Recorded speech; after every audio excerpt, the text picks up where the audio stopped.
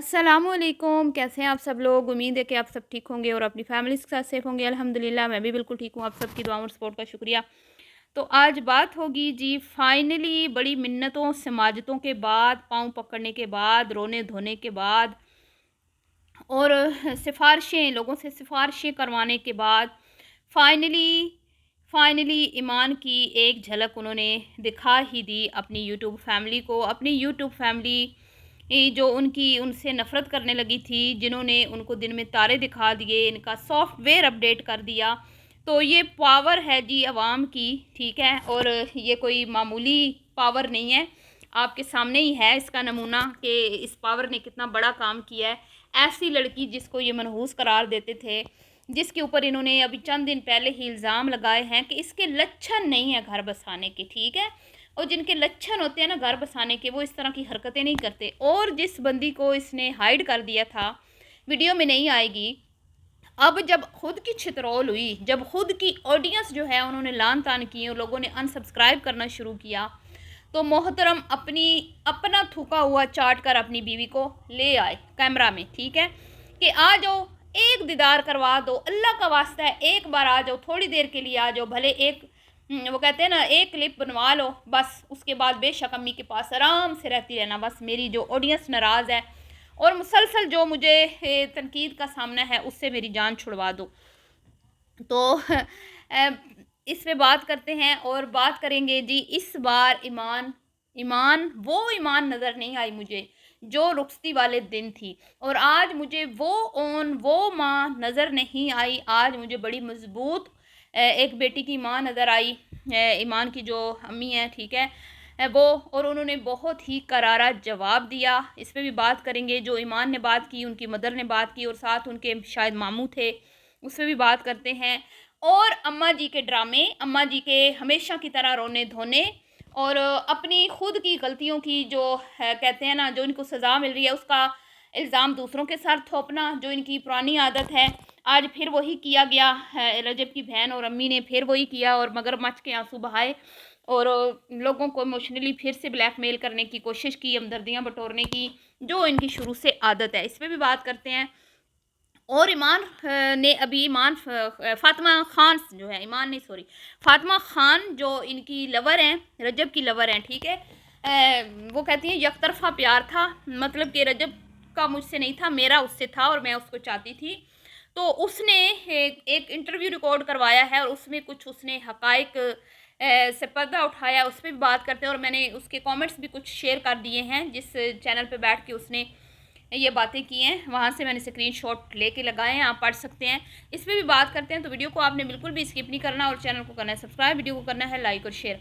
जी, तो जनाब अली, सबसे पहले तो फ़ातिमा खान की मैं बात कर देती हूँ जल्दी जल्दी से। फ़ातिमा खान आपको पता है, जिन्होंने एक चैनल पे बैठ के बोला था कि वो मुझे बहुत ज़्यादा एक्सपेंसिव गिफ्ट्स मिले हैं रजब की तरफ से, और रजब जो है वो मुझे बाहर दूसरे ममालिक, दूसरी कंट्रीज़ में घुमाने फिराने लेके जाता रहा है, जिसमें उसने दुबई का बताया और उम्रा का बताया, और इसके अलावा और भी बहुत सारी उसने बातें उस चैनल पे बैठ के की थी।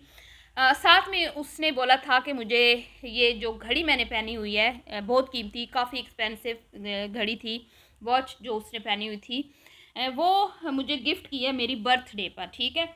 तो उसके बाद ये मामला जैसे ही हाईलाइट हुआ, तो रजब की जो यूट्यूब फैमिली थी वो बहुत ज़्यादा गुस्से में आ गई, तैश में आ गई, क्योंकि ईमान से बहुत ज़्यादा लोग मोहब्बत करते हैं, ईमान को बहुत ज़्यादा पसंद करते हैं। जिसके बाद रजब साहब का जो कहते हैं ना, वो ज़ाहिर बात है, जब आपकी ऑडियंस नाराज़ हो तो आपको बहुत नुकसान होता है। तो इन्होंने क्या एक ड्रामा रचाया कि उस लड़की को नोटिस भेज रहे हर जाने का। इतने मतलब कितनी रकम थी मुझे अब याद नहीं है, अच्छी खासी रकम थी। और उसने, उसके वकील ने आके बयान भी दिया। वो वीडियो जो है सोशल मीडिया पे चलती रही, टिकटॉक पे भी चलती रही, यूट्यूब पे भी चलती रही कि हम इतना इतना फ़ातिमा खान को हर जाने का नोटिस भेज रहे हैं। उसकी जुर्रत कैसी हुई, उसने रजब को डिफेम करने की कोशिश की है और गलत बातें की हैं। तो अब मुहतरमा करबला में गई थी वो, अभी हाल ये कुछ दिन पहले जो रजब की मदर और ये सारे गए हुए थे, ये मुहतरमा भी वहीं पर थी और इन्होंने कहा कि मेरा सामना भी हुआ है रजब की मदर से, लेकिन उसने ये इकरार नहीं किया कि वो उनसे मिली है, मुलाकात हुई है या नहीं हुई, लेकिन उसने ये ज़रूर बताया कि मेरा उनसे सामना हुआ है। लेकिन उन्होंने मुझे पहचाना नहीं क्योंकि मैं अबाया में थी। तो साथ में उस लड़की ने कहा कि जो मैंने बातें की थी कुछ दिन पहले करबला जाने से पहले एक चैनल पे बैठ के, जिसमें उसने कहा था कि ये मुझे घुमाता फिराता रहा है, मुझे महंगे महंगे गिफ्ट देता रहा है, उनमें से कुछ बातें सच्ची हैं, कुछ बातें मैंने झूठ की हैं सिर्फ़ और सिर्फ शोहरत हासिल करने के लिए। लेकिन उसकी बातों से ये साफ नज़र आ रहा था कि उसने कोई भी झूठ नहीं बोला। वो हर्ट थी, वो उसको पसंद करती थी। उसने खुद बोला कि एकतरफ़ा प्यार था, मैं उससे पसंद करती थी, लेकिन मैंने कभी उससे उससे अपनी मोहब्बत का इज़हार नहीं किया। और दूसरी तरफ वो ये भी कह रही थी कि नहीं, उसने मतलब कि शादी अपनी मर्ज़ी से नहीं करनी थी, उसने शादी अपनी मदर की, अपनी फैमिली की मर्ज़ी से करनी थी। और साथ में ये भी कह रही है कि मैंने उससे मोहब्बत का इज़हार नहीं किया। और साथ उसने ये भी कहा कि एक और लड़की है ज़ारा, जिसके बारे में रजब ने ये भी कहा था कि वो मेरी एक्स गर्लफ्रेंड है और मेरे उससे शादी से पहले ताल्लुकात थे, मैं उससे के साथ रिलेशन में था। वो लड़की बहुत कुछ दिखा रही है, पता नहीं क्या क्या कर रही है, लेकिन उसकी बातों को हाईलाइट नहीं किया जाता। लेकिन मैं कुछ भी कहती हूँ तो मुझे सोशल मीडिया पे बहुत ज़्यादा ट्रोल किया जाता है, मुझे बहुत ज़्यादा हेट मिलती है। ये बात भी उसने की। ठीक है जी। तो फिर उससे एंकर ने सवाल किया कि तुम्हारी इन बातों से, तुम्हारी इन जो भी तुम मतलब बैठ के सोशल मीडिया पे उस बात करती हो चैनल्स पे, इसकी वजह से क्या रजब का घर जो है वो मतलब ख़राब नहीं हो रहा? तो उसने कहा कि किसी की बातों से घर ख़राब नहीं होते, अपने घर की दीवारों को खुद मजबूत करना पड़ता है। तो वो एक बज़ाहिर वो बेवकूफ़ सी लड़की लगती है, लेकिन ये बहुत बड़ी वो बात कर गई। तो यही बात मैं रजब साहब की मदर से करूँगी, जो आज फिर से मगरमच्छ के आंसू बहा रही थी और अपने सारे गुनाह, अपने सारे कांट, अपने सारे जो भी कारस्तानियाँ हैं, उनका सारे का सारा मलबा वो रिएक्शंस वालों पर, जो भी इनके ऊपर तनकीद करते हैं, उनके ऊपर डाल रही थी और रो रही थी कि लोग हमें खुश नहीं रहने देते, लोग कहते हैं कि इनके घर उजड़ जाएँ ये। तो मैं सिर्फ आंटी जी से ये कहूँगी कि किसी ने, किसी चैनल पे किसी ने भी ये नहीं कहा कि अल्लाह माफ़ करे किसी के बेटे का घर ख़राब हो, किसी की बेटी बेटे का मतलब कि घर उजड़ जाए, नऊज़ बिल्ला। मैंने नहीं सुना किसी ने भी कहा हो, किसी ने भी। तो हर एक ने ही ईमान के लिए दुआएं की हैं। आपके बेटे से लोगों को इख्तलाफात हो सकते हैं, लेकिन ईमान से किसी को भी नहीं है, और कोई भी नहीं चाहता कि ईमान का घर ख़राब हो। हर एक ने ईमान को दुआएं दी हैं। और आपसे जो आपकी यूट्यूब फैमिली नाराज़ है, जिनको राज़ी करने के लिए आपने ये ढोंग रचाया, वो भी यही चाहते हैं कि आप अपनी बहू को बहू बनाकर रखें। ठीक है, बेटी नहीं बना सकती तो बहू तो बनाकर रखें।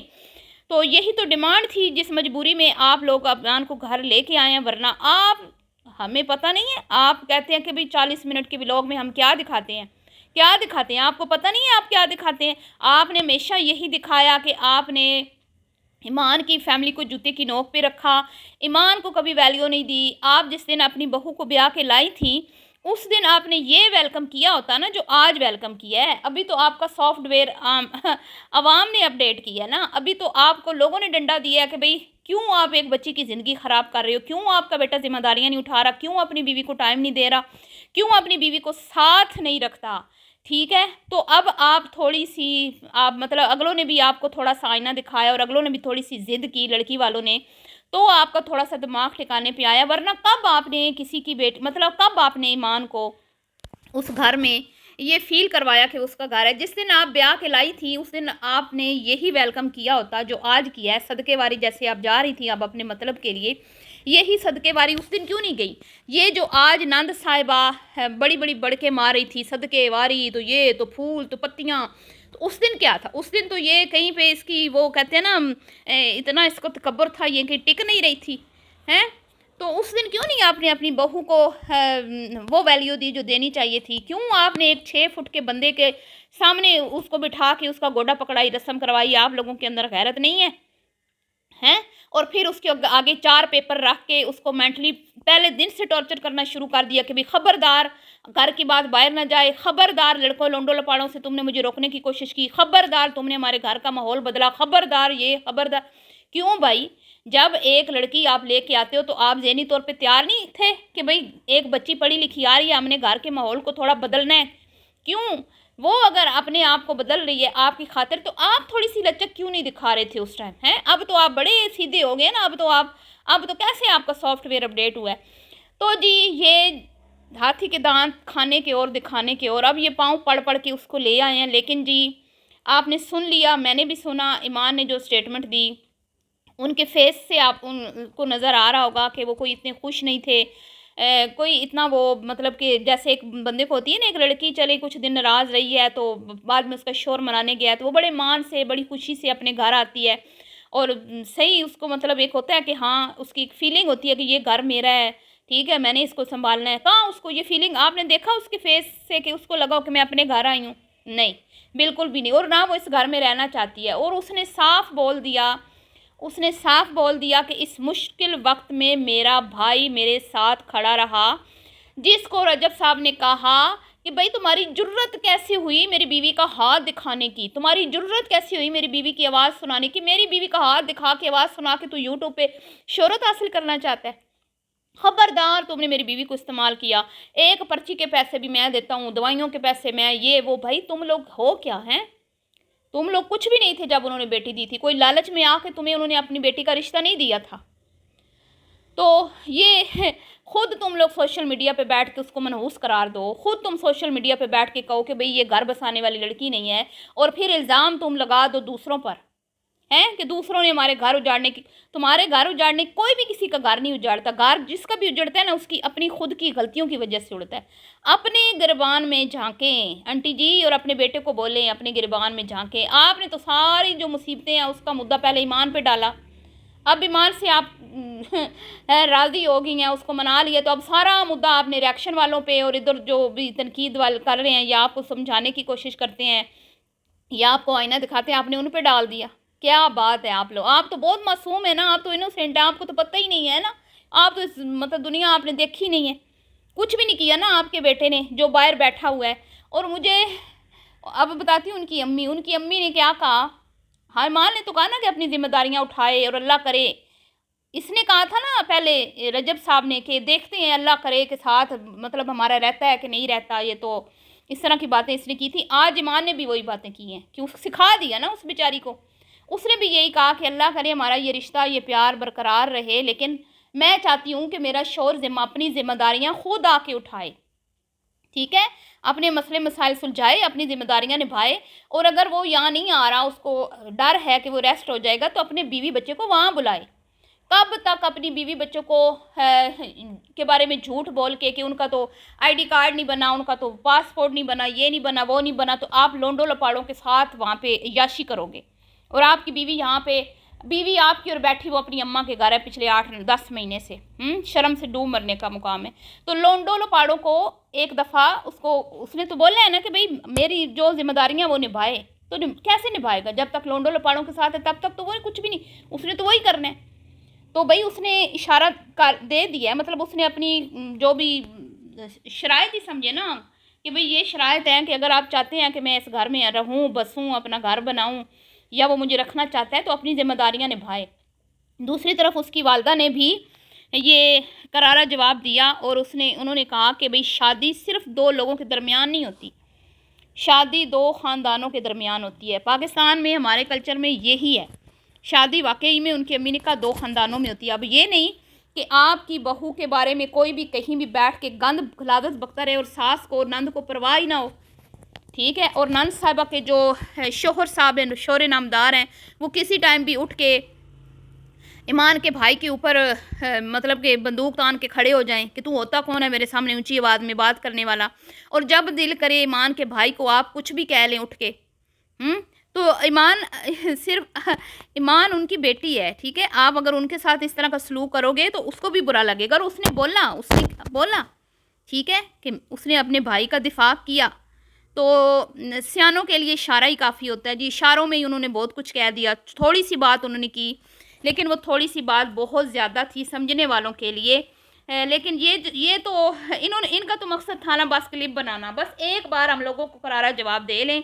जो कल इसने Q&A वीडियो का ढोंग रचाया और उसमें एक भी क्वेश्चन अपनी बीवी के मुतालिक नहीं था, एक्स गर्लफ्रेंड के मुतालिक नहीं था, फातिमा खान के मुतालिक नहीं था, जो लोगों ने इससे पूछे हुए थे लोंडो लपाड़ों के सवाल। भाई डॉगर की शादी कब है, हैदर का ये कब है, इसका वेट कितना है, आप बताएं क्या लोगों ने ये सवाल किए होंगे इससे? नहीं, ये झूठ है।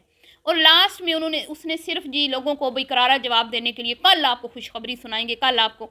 तो क्या खुशखबरी सुनाई है आपने, क्या खुशखबरी सुनाई है कि आप मिन्नतें समाजतें करके अपनी बीवी को एक दफ़ा कैमरे के सामने ले आए हैं, हालांकि आपने तो बोला था कि मैं तो अपनी बीवी को कैमरे में लाऊंगा ही नहीं। आपने तो बोला भाई आप लोग क्यों मेरी बीवी को प्रेग्नेंट करार दे रहे हो, मैंने तो कभी बताया ही नहीं आपको कि आपकी बीवी कि मेरी बीवी प्रेग्नेंट है। इसने ये भी बोला Q&A की वीडियो में। तो मैं इसको याद करवा दूं कि इसने अपनी बीवी को बोला था कि अब तुम कैमरे में नहीं आओगी, तुम जो है ना एक्टिविटी बर्दाश्त नहीं कर सकती, तो मैं नहीं चाहता कि तुम्हारे साथ अब एक और जान भी जुड़ी हुई है तो उसको कोई नुकसान हो। याद आया अब कि आपने कब बोला था कि मेरी बीवी प्रेग्नेंट है। ज़रूरी नहीं होता कि आप साफ लफ्ज़ों में बोलो कि बीवी मेरी प्रेग्नेंट है। आपने कई बार अपनी वीडियो में ये बात की कि अब वो अकेली नहीं है इसलिए माँ के घर है, मैं चाहता हूँ वो सेफ़ रहे, उसको कुछ ना हो, ये वो इस तरह ये बातें आप करते रहे हैं। बहरहाल जी, ये जो खुशी के भंगड़े डाले जा रहे हैं, इनके बूथों से लग रहा था कि भाई अगलों ने इन्हें सही डंडा दिया है, सही अगलों ने इनकी जो है ना ठुकाई की है। और बड़ी मुशक्क़तों और मेहनतों के बाद इनके बूथे के ऊपर जो इनके तासुरात से उनसे साफ ज़ाहिर हो रहा था भी अगले अब वो नहीं रहे। ईमान की अम्मा भाई ईमान अब वो नहीं रहे जो जिस दिन ये ब्याह के लाए थे, जिस तरह वो तब थे। ठीक है, अब वो बहुत पावर में हैं, पावरफुल होके आए हैं और वो डरते नहीं हैं इनसे, क्योंकि उनके पीछे बहुत आवाम खड़ी है, बहुत प्यार करने वाले, बहुत मोहब्बत करने वाले लोग खड़े हैं। तो इसीलिए ये थोड़ा सा सॉफ्टवेयर अपडेट हुआ है, पर मुझे नहीं लगता कि ये सुधरेगा। नहीं, मुझे नहीं लगता। इसने माँ की पसंद की शादी की है सिर्फ माँ को खुश करने के लिए, और ये बीवी सिर्फ लाया माँ और बाप के लिए। मुझे नहीं लगता कि ये अपनी बीवी के साथ मतलब कि उसको खुश रख पाएगा। अल्लाह करे, मेरी दुआ है कि ईमान की सारी जो ख्वाहिशात हैं वो ये पूरी करे, और जैसे ही वो अल्लाह ताला मैं कहती हूँ खैर से टाइम लाए तो सबसे पहले वो अपनी बीवी को अपने पास बुलाए, अगर वो यहाँ नहीं आ सकता। ठीक है, दूसरा वो प्रेग्नेंट बीवी दिखा के कहीं ना कहीं सिंपत्ति भी ले रहा है कि इसके जो केस हैं उसमें कुछ नरमी हो जाए और वो पाकिस्तान आ सके। ठीक है जी, ये पॉइंट भी आपने ज़हन में रखना है। बहरहाल जी, मिलती हूँ नेक्स्ट वीडियो में, दुआ में आपने याद रखना है। वीडियो पसंद आई तो लाइक शेयर कीजिएगा, अपनी राय का इज़हार कीजिएगा। अपनी राय आपने बतानी है। आपने ईमान को देखा, उनकी मदर को देखा, आपने क्या महसूस किया? मैंने तो यही महसूस किया कि उनको ज़बरदस्ती लाया गया, बड़ी मिन्नतों के बाद लाया गया, और अब वो मतलब कि एवं नहीं आएगी ईमान। ठीक है, उसने बोल दिया। बहरहाल जी, मिलती हूँ नेक्स्ट वीडियो में। अल्लाह हाफिज़।